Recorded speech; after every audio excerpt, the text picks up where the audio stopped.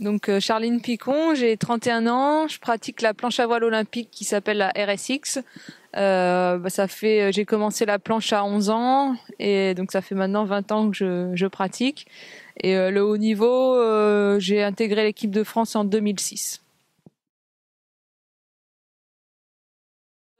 J'ai bien aimé déjà ce sport en pleine nature, avec les sensations de glisse qui s'associent avec le vent, faire avancer sa planche avec l'élément naturel. C'est un événement unique et c'est vrai que quand on est athlète d'un sport olympique, il y a les championnats du monde et puis il y a les Jeux olympiques qui sont le stade ultime. C'est vrai que la nutrition, j'y ai consacré pas mal de temps pour cette Olympiade, avec un suivi par une nutritionniste.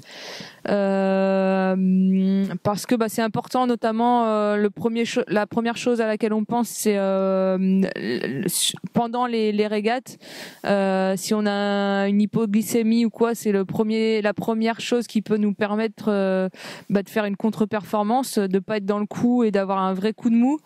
Donc ça c'est la première chose sur laquelle on doit travailler. Et puis il y a l'alimentation avant la compète et surtout on dit que dans la première heure qui suit la compète, il faut manger les protéines, etc. Et ça c'est vrai qu'on le fait vraiment tous.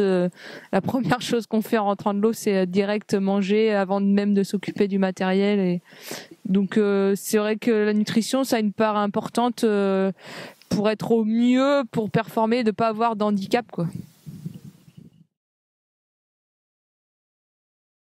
Nous, le problème de la voile, c'est que souvent, on est les courses, c'est entre 11h et 15, 17, ça dépend des conditions de vent. On peut avoir de l'attente à gérer. Donc, le principe, en gros, c'est de prendre un bon petit déjeuner avec un apport en protéines et voilà, pas mal de glucides de tout type. Et ensuite, on va gérer l'attente, soit avec les boissons, soit avec des produits spéciaux. Pour ensuite aller sur l'eau avec de l'énergie. Ensuite, il y a pendant la compétition, donc nous on n'a pas accès à ni l'hydratation ni la nourriture pendant les manches, parce qu'une manche c'est environ 30 minutes, on en enchaîne 3 par jour, mais entre chaque manche on a un petit quart d'heure de battement, donc c'est là où il faut être bon sur refaire les stocks et pas avoir de coups de mou. Et donc là, c'est boisson pour moi, compote et moelleux, sans gluten, voilà. Et pour que ça se digère bien, pour enchaîner. Et ensuite, il y a l'après. Donc là, c'est le plus tôt possible une boisson spécialisée avec un apport en protéines, des vitamines, des glucides, enfin voilà. On a une forte demande énergétique dans le sport de haut niveau. Il faut être vraiment bien suivi pour pas avoir de déficit en nutriments, en magnésium par exemple. Ça peut être le premier truc. Il y a aussi une importance sur les intestins. Souvent avec le stress des compètes et tout, on peut être embêté au niveau intestinal, et c'est vrai que c'est là où se fait l'assimilation des vitamines, et donc les probiotiques peuvent être un apport vraiment intéressant. Je pense que ça concerne beaucoup de sportifs, donc voilà, moi je fonctionne aussi avec ça. Donc c'est la nutrition, ça a vraiment une part importante. Je suis pas dans un sport à catégorie de poids, mais malgré tout, il y a quand même cette notion de poids idéal, gabarit moyen. Donc je suis pas dans les plus grandes ni dans les plus petites. Je suis dans le gabarit moyen où justement je peux être performante dans tous les types de temps, et pour rester à ce poids moyen, je fais quand même attention au quotidien. Après, j'exclus pas le carré de chocolat ou des petits plaisirs de temps en temps, ça c'est sûr. Mais voilà, et c'est surtout important aussi quand on veut prendre un peu de masse musculaire ou quoi, d'avoir un apport suffisant. Pour que ça marche, parce que je sais que pour Londres j'avais voulu prendre un peu de masse, et Et au final, je mangeais pas assez à côté, donc ça marchait pas. Donc voilà, c'est important.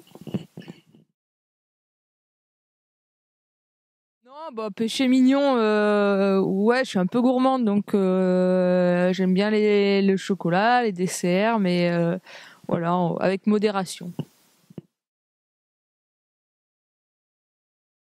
J'ai connu Effinov par le biais du label Sport Protect.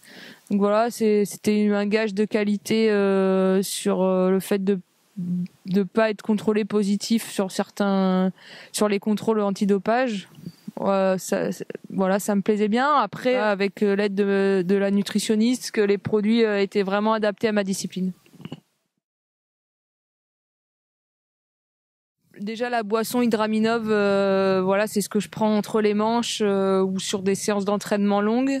Elle est adaptée, il y a un peu d'apport en protéines, tout type de glucides, les vitamines, enfin voilà, il y a vraiment tout ce qu'il faut dedans, donc ça c'est la base.